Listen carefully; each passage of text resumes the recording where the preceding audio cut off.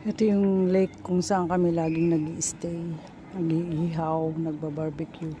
Ito din yung restaurant dito. Bumili kami ng ice cream, tig 2 euro. Yung sa ano, ba yun yung sa may nakakap, meron din sa APA. Tapos bumili kami ng tubig, guys. Grabe ang mahal. 760 ang dalawang to.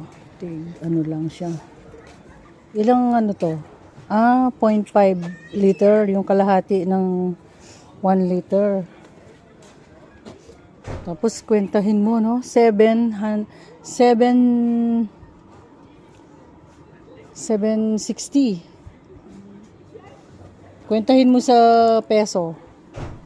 Ano na yan? Halimbawa, 8, 6, 400, 480 ang dalawa. Huwag mo na isipin ba kung magkonsumisip ka naman. Hindi. Binablog ko siya. Ang mahal, guys. Grabe.